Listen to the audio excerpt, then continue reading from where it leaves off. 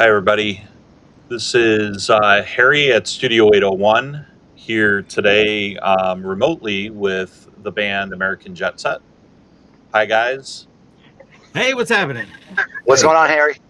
All right. So in the room today, I've got Blake and next to me, and Ryan at the engineering desk, and Christy has joined us. And then, guys, could you introduce yourselves from American Jetset and what you play? Yeah, man. I'm Ian McGregor, and I sing and play guitar for the band. I'm Jeff. I play the drums. I'm Skins, and I play lead guitar. Awesome. Kind of, apparently. Kind of. Depends on the day. That's right. So, guys, how long have you been together? And like, tell me a little bit of the history, how you all got together and started and all that. Jeff, you're good at this. I think you lay it out pretty well. So I was at a point where I wasn't really playing actively for a couple years, and I knew Ian from a band I was in before. Our bands used to play together. We were in a different genre, more of a kind of dancey, gothy, new wave kind of thing, I guess, maybe. And we stayed in touch because of the work he does. I would try to hire him out and get some work done a lot. So we stayed in touch, and then we both have a history of liking the 80s Sunset Strip style of music. Okay. And I would always joking with him about how, man, we should really do this. I've never done it before. I'd really love to play it. And he wrote me back going, okay, here's 5 demos. He fought me for a while, but then he was like, here's 5 demos. Here's the band name. Here's our first show already booked. It just kind of came out of nowhere. And we got together. He brought along our bass player, Kevin, with him, who I think found out that day that he was going to be playing with us. And then what about right after the pandemic, maybe-ish, like early 2022, our guitar player left, and we were lucky enough to get Skins to take that place, and never look back. So that's kind of how it started. We kind of had this idea that we wanted to. We had a bucket list of bands we wanted to play with. Like our heroes from when we were younger, and we made that list, and we were like, hey, let's do it. Let's do this band. Let's put out some records and let's play these shows. That was really the whole idea at first. And I think we've pretty much completed the list except for maybe 2 bands. Who's on the list? Who's on the list? Who's still left or who we got to play with, right? I don't know, a lot of your favorites were in there, right? Tough being one of them, right? Yeah, oh yeah. Ian? I mean, everybody was on the list. I mean, including everybody from Guns N' Roses and all this kind of stuff. But we were lucky enough to actually, because of the era we're in now, where a lot of those guys, even if they're not in those bands, are still playing in some way or form, right? So Steven Adler from Guns N' Roses is playing in his own band. We got to play with Steven Adler, so that got us close to that. Stephen Pearcy from Rat is now playing on his own, and we were able to play with him once or twice. Kiefer. I can't even remember at this point. Yeah, Tom Kiefer, from Cinderella. So we had all these bands on the list, but the ones that I was really interested in were sort of more in the B and C territory of bands. Those are the bands I loved. They were sort of like, they were the alternative to the sort of bigger bands like Poison and Rat. They were the smaller bands, so like Jet Boy, Vane, Enough's Enough, Faster Pussycat. The Malls. Oh yeah, exactly. And not a lot of people, that we run into really know the Malls, but one of my favorite bands. We got to play with them a couple times, actually. Yeah, 3 times. Yeah. I think once in LA and once in Vegas, right? I think twice in California. Twice. Yeah, and once in Vegas. Yeah. Pretty Boy Floyd, and speaking of Poison, we're playing with Ricky Rocket a couple of times. Enough's Enough. LA Guns, Faster Pussy. We've played with a lot of bands. Yeah, I mean it's an enormous number of bands that we've been able to take off that list, and it's been awesome. Who's out of those which band did you like enjoy the best, or like what band did you kind of like surprised you about how they were as people or how they were as musicians? Kind of talk about that a little bit.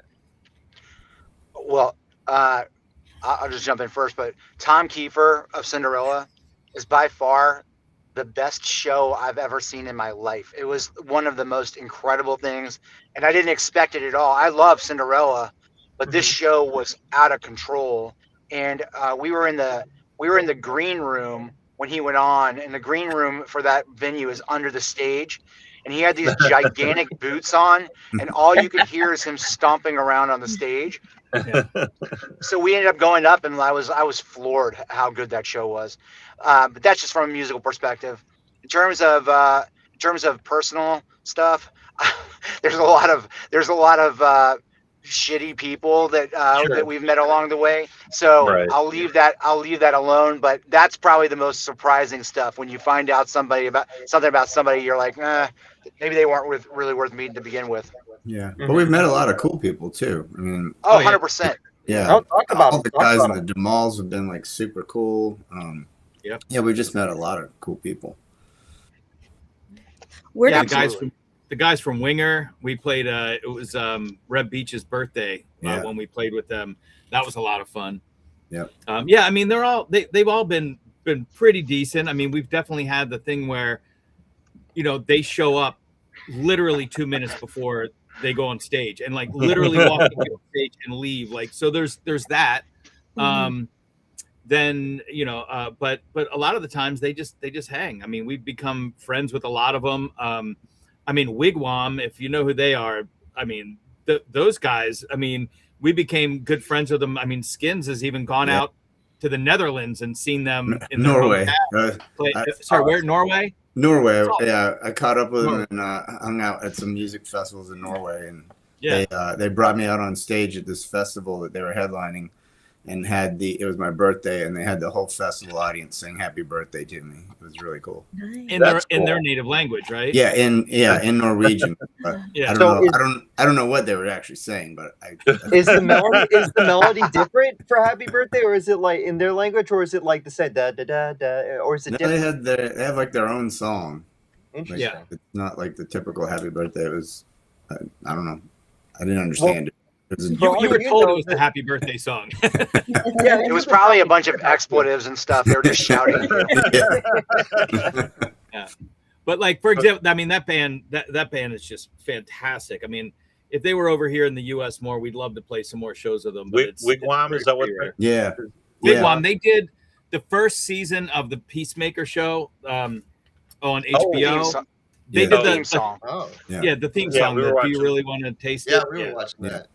Yeah, that's it. They're super cool. Like I know the whole band and their sound guy, and they've come down to I live part-time in Florida, and they've come down to Florida and hung out with us, and they're just a super great bunch of guys. Yeah. Well, Ryan and I watched the Peacemaker, and I thought some of the music in there was pretty good. So now I have a reason to go back and I thought it was a pretty decent show. I guess it just got canceled after 2 seasons.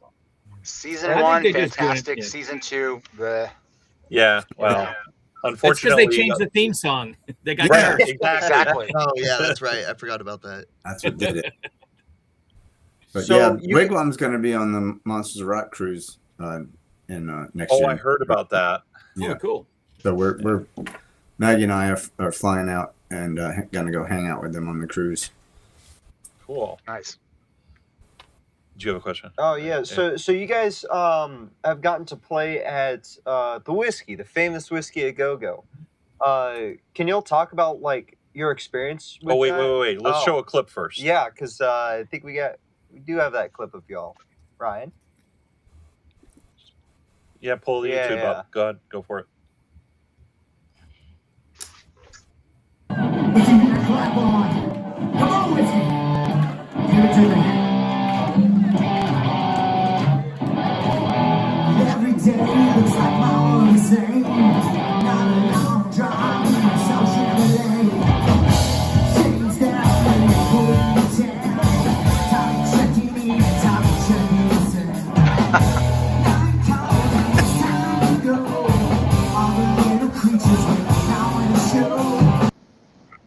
Uh-oh.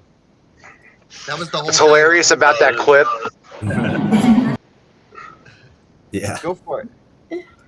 What's hilarious about that clip is that the the E string on my guitar had burst off of the bridge, so all you're getting is this wah sound out of it, which is hilarious. You can see me looking down at my guitar, going, "What the hell is going on?" So who were you guys opening for? Tell me the story about that concert. Is that the only time that you guys played at the Whiskey, or have you guys played there others? Oh my God, no! We played there a dozen times or more, Yeah. but I don't remember who that was opening for. Does anybody remember that? That one was when we were playing with Steven Adler. That's his drum set up there. I know. Oh, got it. Okay. Okay. That was a killer show. Of course, ask the drummer. He'll know. Yeah, I could tell exactly who that is by the smell of the cymbals. You know, I have that locked in my brain. Blake's our Dude, drummer. Steven Adler has tie-dyed cymbals that were made for him. Okay, For real? It's the craziest thing. Yeah, that's cool. Very Does it cool. like affect the sound quality, or is it no, do you tie- it's made that way. He's got How do he you plays the tie-dye same a kind of cymbal? cymbals I do, soul tone, and they made them for him because he's, I don't know. He's got the- Adler. He's got the peace signs and the tie-dye, tattoos That's on his fun. hands and all that. That's his signature, I guess. I don't know. Yeah. How do you tie-dye a cymbal? I don't know. They just do it out there in Turkey somehow. So when was the first time that y'all played at the Whiskey? Did you guys get to play first time as a band, and then maybe first time individual? Because I get the sense that there's a little bit more history before American Jetset with that too. I mean, I played at the Whiskey first with a band I was in called 23 Rainy Days, and that was back in the early 2000s. And we played the Roxy, the Whiskey, and other bars around LA. But in this band, our first show with that was in 2019, opening for Jack White's Great Russell. I'm sorry, Whoa! Jack, I never heard of Jack them. White's Great Russell. I Jack like it. Russell's Great White. Yeah.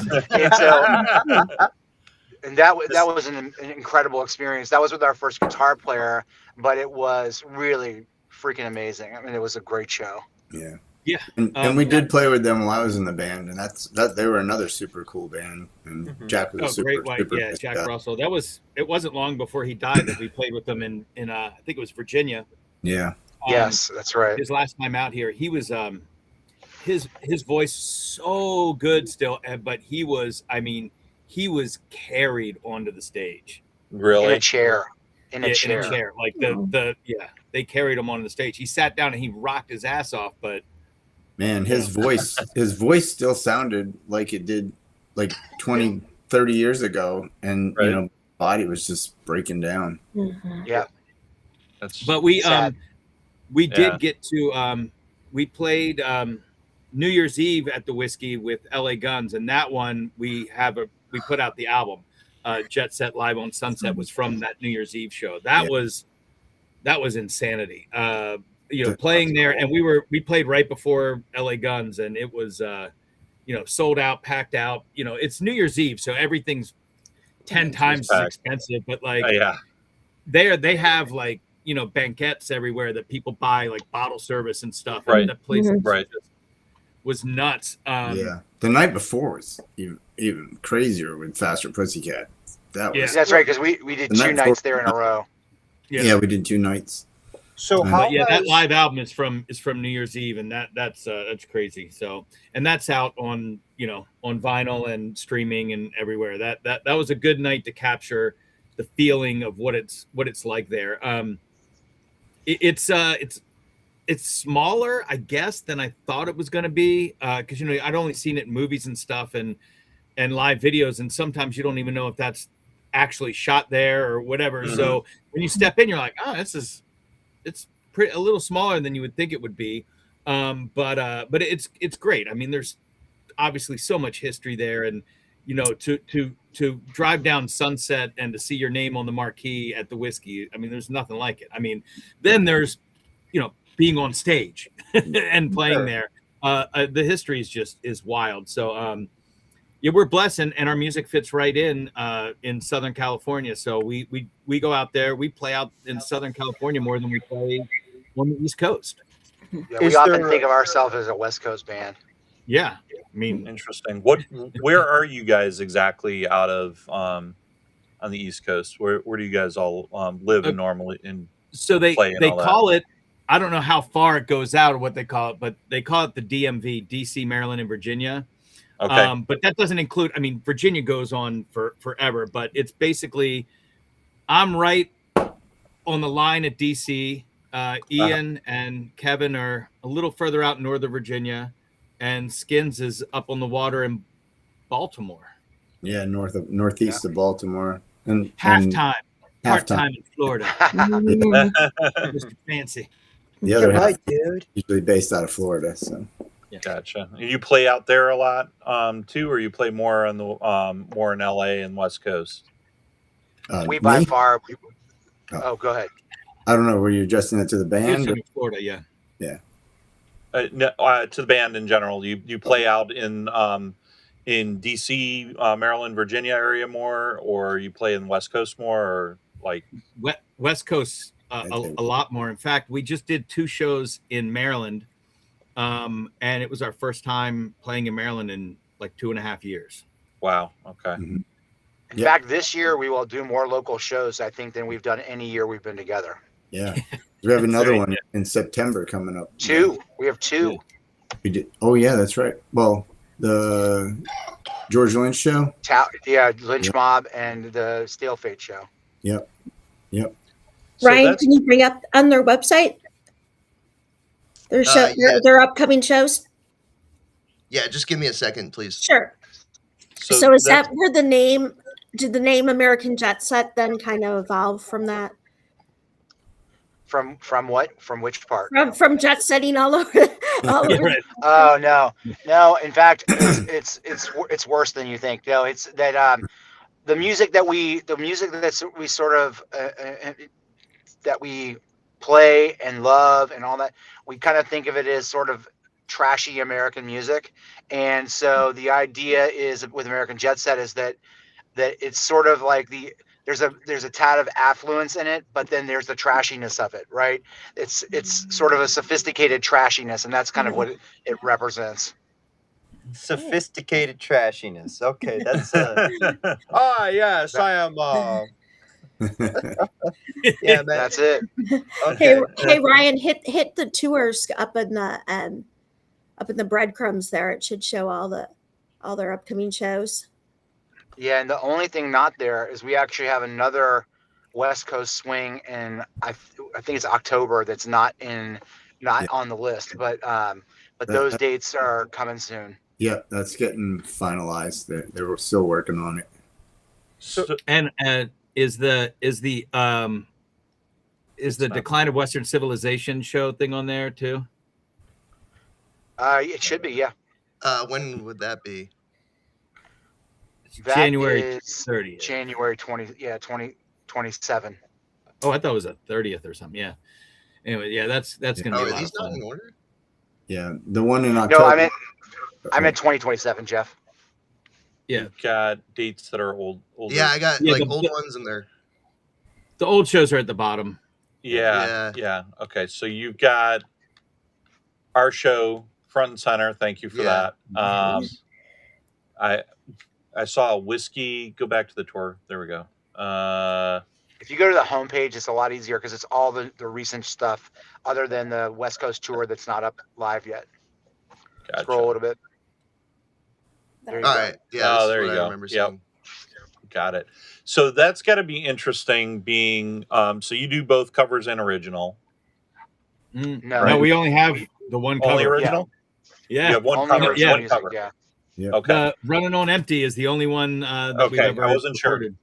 Okay. Yeah. So why that song? Why that song? Ian?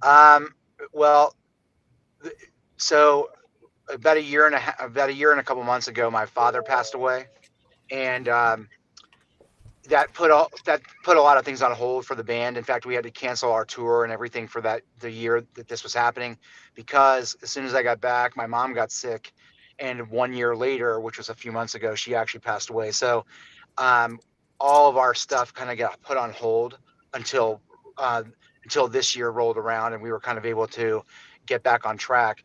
And I had sort of been living that song for the entire time that I was dealing with my mom, and I actually thought that when I put it forward to the band without them really knowing, is that that might actually end up being the last song we record together. And I was, I was considering that that was just going to be the end because I was just going through so much with my parents, and I truly was running on empty. That's how I just felt all the time. And then we got in the studio, and Jeff laid down his tracks, and then I started laying down guitars, and the bass went down and all that, and it just all started to change everything for me. It was like a rebirth of the way that we were doing things a couple of years ago. So we put it out, and then we started just booking stuff and getting back on the road, and that's kind of what we were excited about in March when we started playing again.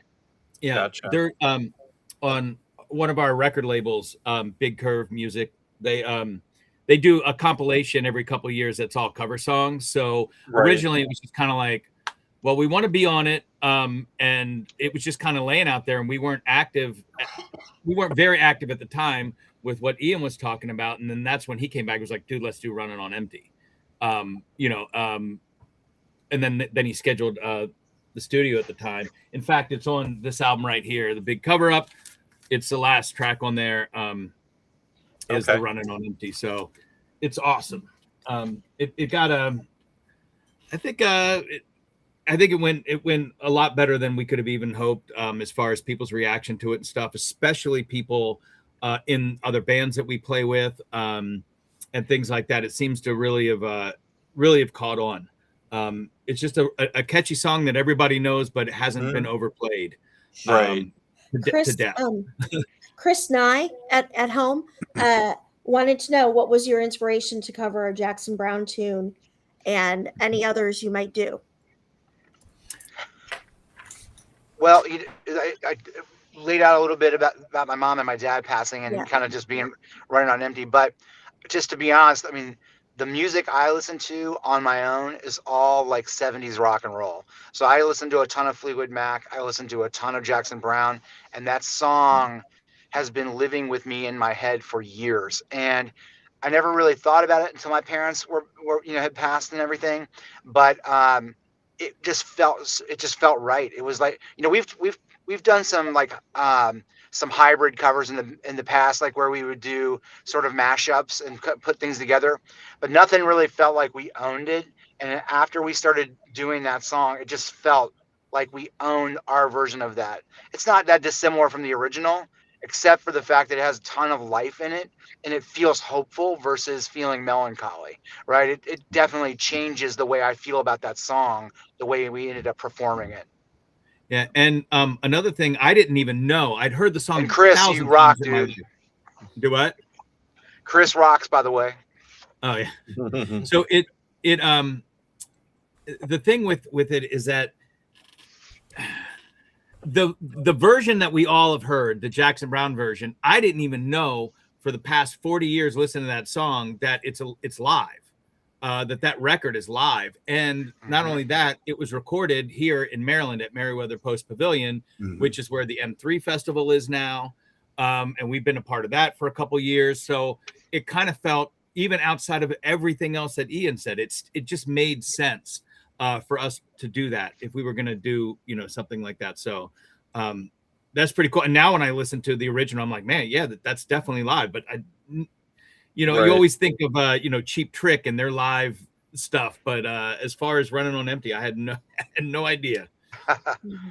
So this is an interesting thing for me because we work with a lot of original bands, and they all play local, their hometown and all that. You guys are playing a lot in West Coast. How did that become your kind of your thing? And how is it different when you play at home versus playing on the West Coast? Can I take it for 1 second? Yes. Oh yeah, please. They don't book original bands around here. Like it's not a thing. you know, except for maybe some like indie rock punk clubs that are, you know, hipster, you know, whatever. Like besides that, it's all cover bands all the time. Like you can't tributes.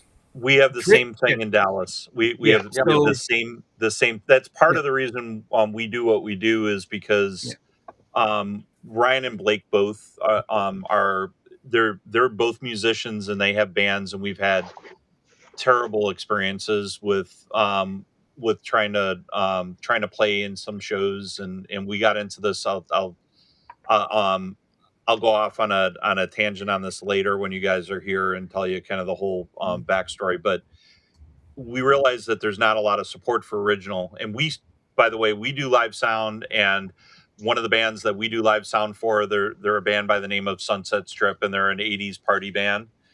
Shout out to Sunset Strip. But you kind of mentioned how that's like a lot of the style of what you play. There's a lot of cover bands, a lot of tribute bands, great musicians, and we love it. But original has been hard down here too.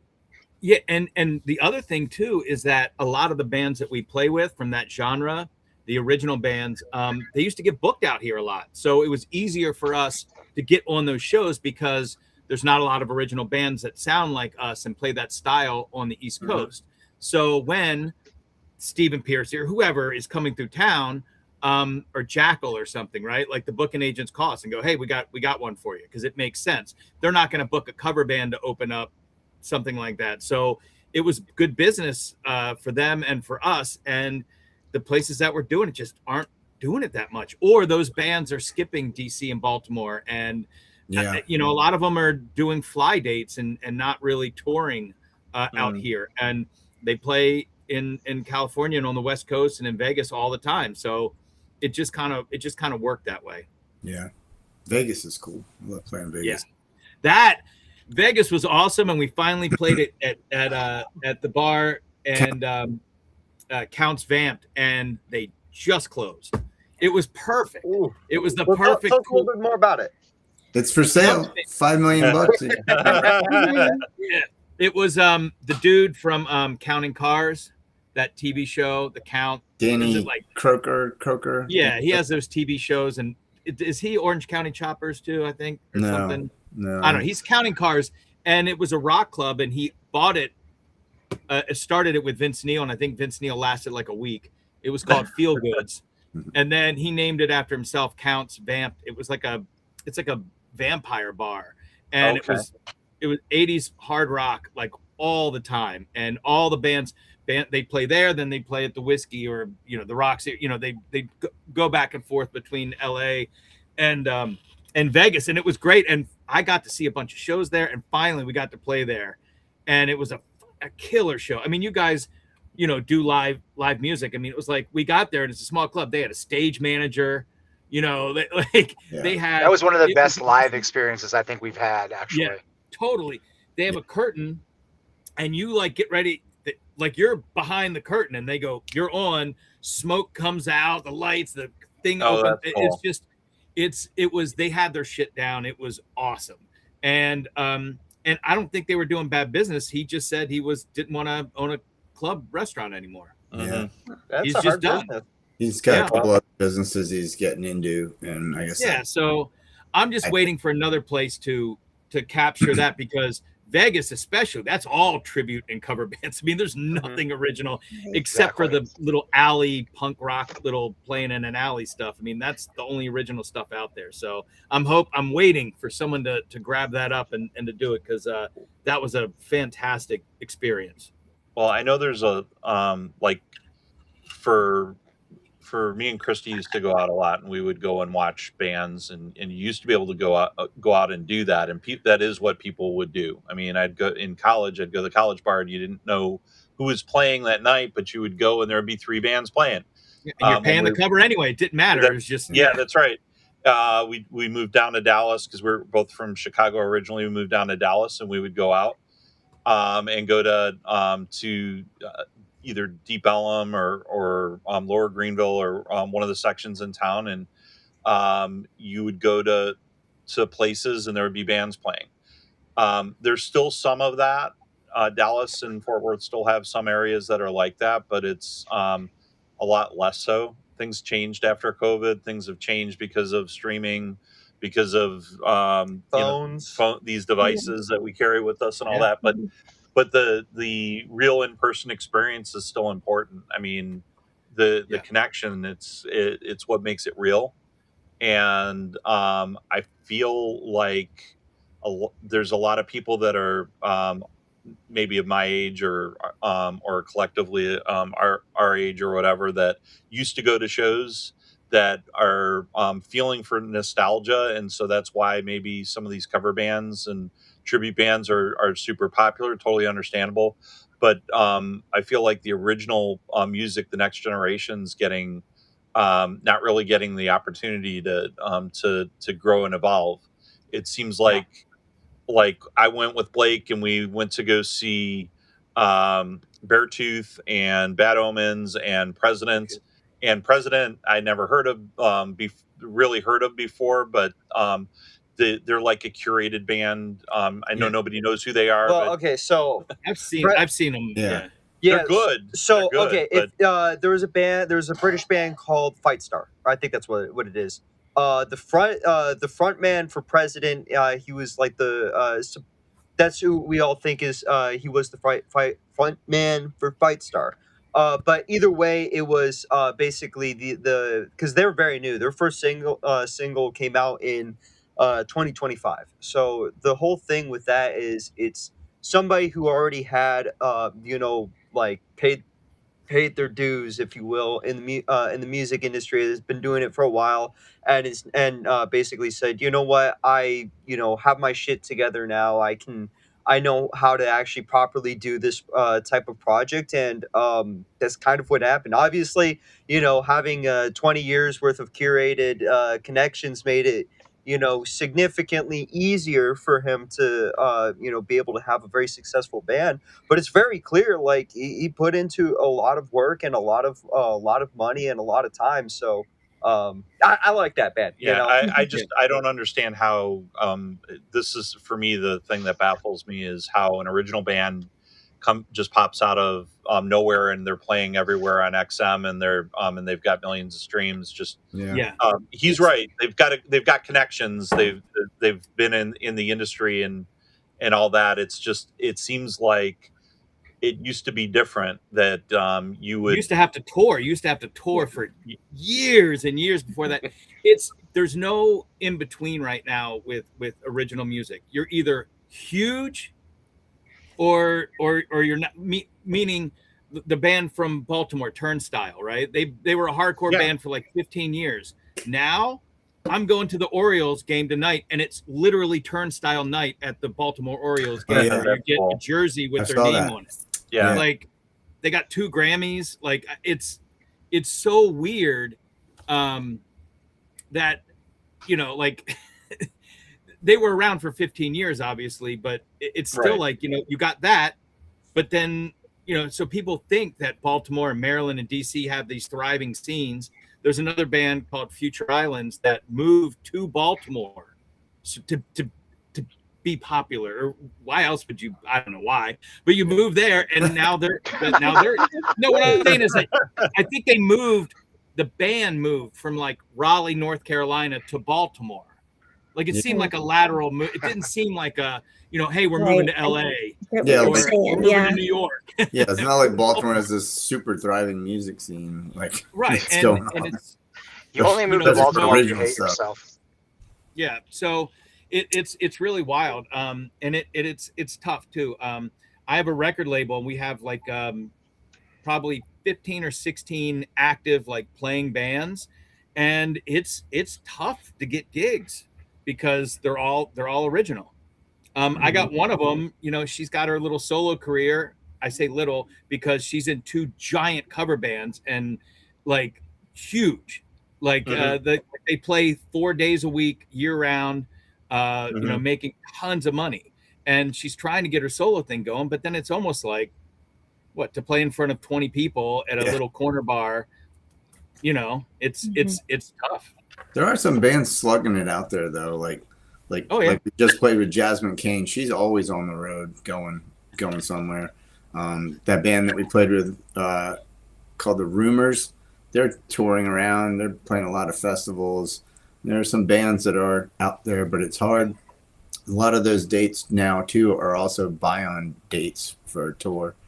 Yeah, So well, it's not only are you like a broke musician, but now you have to somehow come up with cash to actually go on the road with another band. Well, here's kind of what I've seen about it. Like, back in the day, slugging it out was being on the road, but now slugging it out is, doing all the social media stuff because there definitely are in between bands, but it's hard, and yeah. most of them they just kind of they kept going on the social media stuff. They're mass producing content, so instead of and don't get me wrong, being able to get onto a tour with a bigger band, like people still discover new music that way. Like when Oh yeah. me and my dad went to the Bad Omens concert. Bad Omens was the headliner. Beartooth was going in the middle. That's the band that I really wanted to see. And then President, I knew who they were, but I wasn't quite a fan. But then I saw their live show, and I became a fan. And when I went to go see Dragon Force for the first time back in high school, the band that was opening up is a band called Seven Spires, and that's one of my favorite bands too. So being able to, there's still that path from being able to get from like mid-size to really much bigger And is still there by getting onto those tours because that is how a lot of people discover new music still. But it's how it's most really people it's how most people found us is sure, we're opening for bands that are our heroes. Their yep, fans are more likely to like us exactly. because it works. So Right. that's really happened for us. Yeah. It's And the social media side that's pretty, yeah. that's the side that you have to really slug it out on, Mhm. it seems Yeah. like Yep. nowadays. Yeah, So when we that's played yeah. Vegas, we had some people that were actually at the Vegas show that then were also at the LA show. And I Hmm. remember I was like, "Oh, did you come here to see the other band?" They said, "No, we traveled like Yes. hours to Yeah, come yeah. see you." That's And cool. then That's really there's cool. this girl That's that's there awesome. now. She Yeah. she drove 2 hours to come see us. Yeah. So So, and Yeah. that's it's because of these shows that we're playing. We decided that that was going to be our avenue to playing obviously in front of not just playing in front of more people, but playing in front of people that are most likely um, to to like us. I mean, it was just like I was a party DJ in a rock club for years, and like my playlist was based on the T-shirts that came through the door. You know, like I'd see someone walk through with one thing, and I'm like, okay, and because you're always trying to play for those people who are most It's Mhm. likely. smart. So that's that's how it's been for us, and we've done a lot of shows on our own too, but it's just different. I like kind of having a built-in crowd, and because of that, when we go out west, we have fans out there, and they'll always come to see us, and it's fantastic. So I think we're going to keep doing what we're doing because it's working out great for us. That's awesome. And you've got a couple more here. Harlow and Mr. America, 532. Nice. They say hey to you. hey. What's up, Harlow and Mr. America 502 or whatever that was? You rule for watching this. So I got a question for y'all. So clearly you guys have been doing all the music stuff for a very long time. Can you talk about like each of y'all's history with it, how you got into it, why you stayed in it, and then just kind of your journey to get up towards where you are now. I mean, for me, I played music since I was 6. My dad was a professional musician for a while. My mom and the people around me were all professional rock bands and stuff in the 70s. And uh, not that she was going to win any Mom of the Year awards for this, but she was dragging me around to clubs to see these bands back then. And I was like 9 years old and going to the Keg and to Louis Rock City and all these places in the DC area to see our roommate's band, who was one of the biggest bands in the area at the time. So I was just around it at an early age. And then when I was 14, my dad gave me his guitar, and that was the end of it. And I've been doing this ever since. And I spent most of my youth playing the music that we're kind of playing now, and then later as I got older, music changed, I changed, and but it's been the longest running thread in my life is music. Was there ever a band that you listened to or watched that you just kind of thought was like, this is love at first sight? Basically, this is the band that kind of does it for me. I mean, there's a lot of them. You Jeff, you want to tell. jump in on that? I Come on, let's mean, hear it. All the merrier. for me, it's so different because Ian is he writes our songs and Sure. it's a specific style and it's got this thing, but you really have a conversation with him for more than 2 minutes and you'll realize that he loves The Cure and the Smiths and bands like that, and he gets some of his influences that way, but he turns it into what you hear. It's a very strange thing because you're not going to hear the Smiths influences in our music, but if he points it out to you, you'll be like, oh shit. Yeah, that is where it came from. So he's been able to interpret these different things that way. I mean, I'd never played in an 80s style hard rock band in my life, and it was always one of my favorite styles of music. So for me, it was a no-brainer. Like, yeah, I want to do this. I'd always played in like post-punk bands, indie rock bands, math rock, stuff like that, just because the bands were there and available for me to join. This may be the first band I ever just started up, with somebody else. Like I was always a replacement drummer, always. But my influences are even different than his. I listen to, I love Fishbone and Clutch, and my kids got me listening to Knocked Loose and stuff like that. So I'm all over the place with it. So why the drums? We saw them in concert. Yeah, exactly. And when I saw him in concert, I'm like, what the hell is this? I mean, Knocked Loose. I was like, whoa. And then 2 years later, I saw him open for Slayer, and I was like, hell yeah, this is awesome. So, my influences are all over the place. It's pretty crazy. And but I spent the 90s living in a van touring the country. Instead of going to colleges, I played in 48 states. That's what I did. When I got a little older and the touring business kind of dried up for that kind of style, the book your own life kind of deal. And I went in and out of it for a few years. And when Ian and I got together and started doing this, I was like, yeah, this is what I want to do. This is it. Why the drums? How'd you end up picking up playing drum set? Got a drum set for my 5th birthday. Yeah, that's it. That was it. Yeah. I mean, I've played my whole life. In fact, I've been a teacher, a music teacher now for like 10, 15 years. So I'm sharing a lot of that with others, which has been pretty cool. I didn't know I never, ever thought I'd be a teacher. I mean, God forbid. Right. But yeah, that's what I'm doing now. And I love it. So I get to play music in the band and play shows. I get to play music at work. It's awesome. That's hype. Skins, what about you? Oh boy. I had a couple relatives that were musicians, and just watching them play kind of fascinated me. So basically I ended up getting a guitar at like 14 years old and kind of never looked back. And I played in bands around the Mid-Atlantic and did some touring with one of the bands. And I took a break from music for a little while, and then I got back into it, and I kind of never stopped. I'd seen American Jetset briefly at a show. It was another one with LA Guns, but I wasn't on stage that night. He says briefly. He walked in and was like, oh, no. Yeah, it was the LA Gun show. Yeah. Yeah, and then Ian had posted that they were looking for a guitarist, and I said, hey, what do you think if I maybe come out and do an audition? And I hadn't really even met them yet, and I think he texted me on like Thursday and said, do you mind if I put a press release out tomorrow that you're the new guitar player?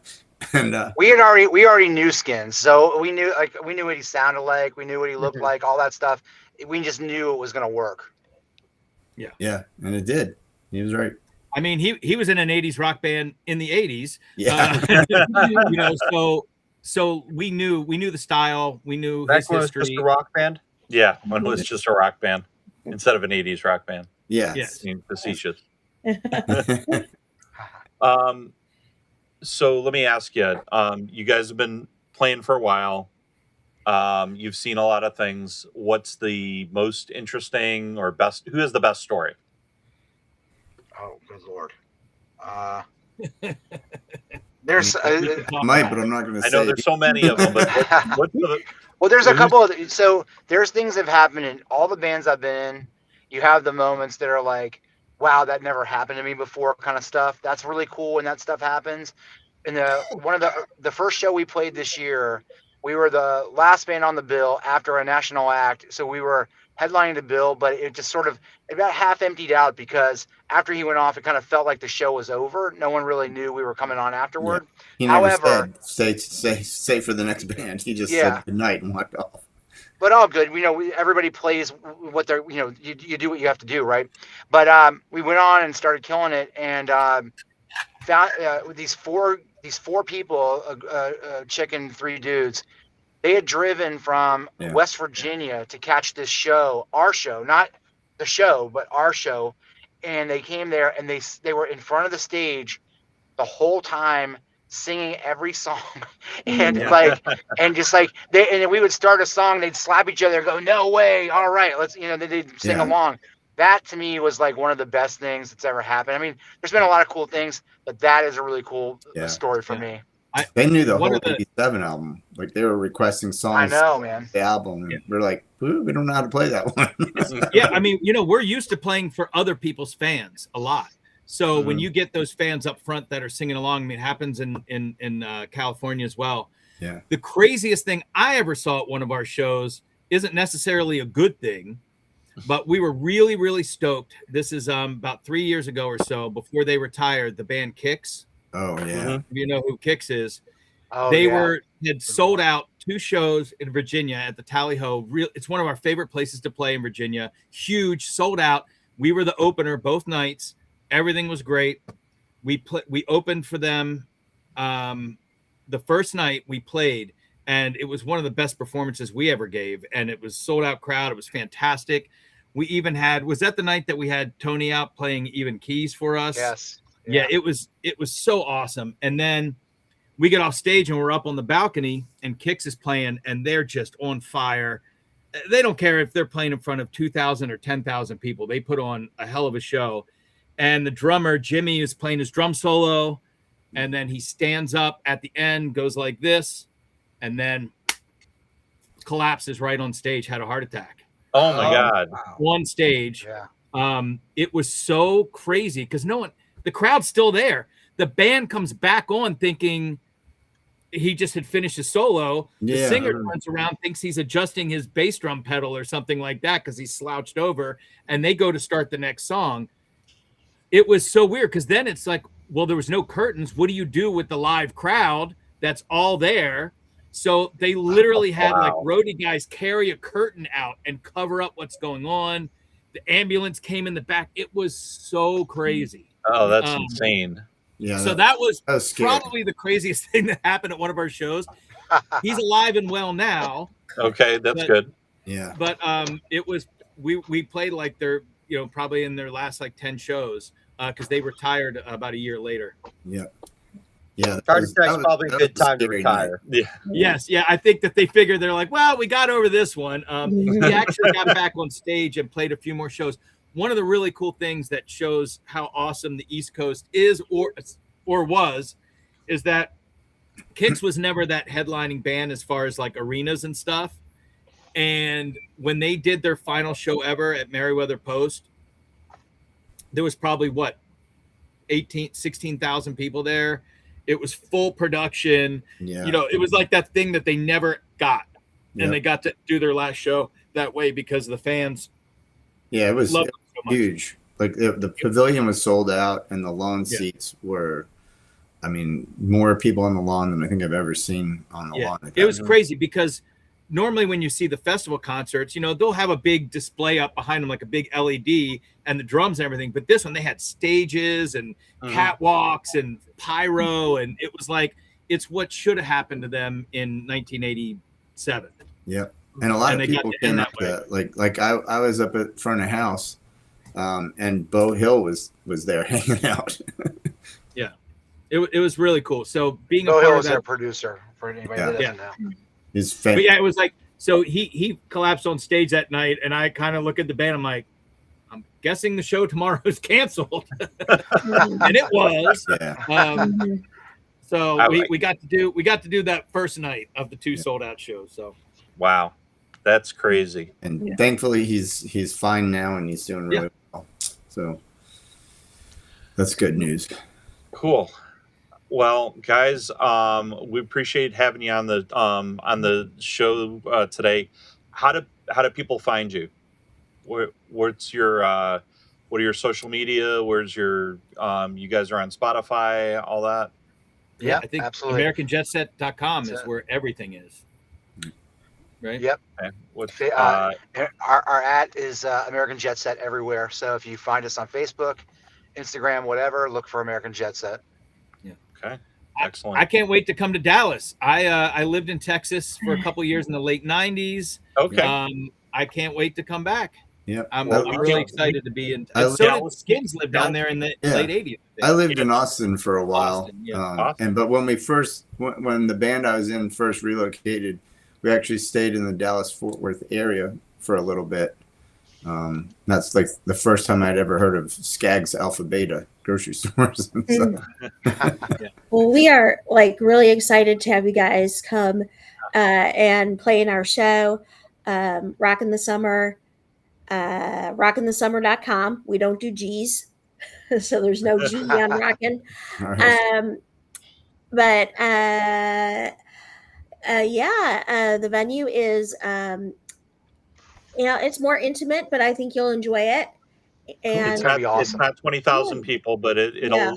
we'll get a good crowd there. Oh, it looks And- like a I great can't place. I mean, we haven't been there, but we saw the pictures. It looks awesome. I can't wait. Yeah. I'm actually going to hang around for a couple of days in Dallas Cool.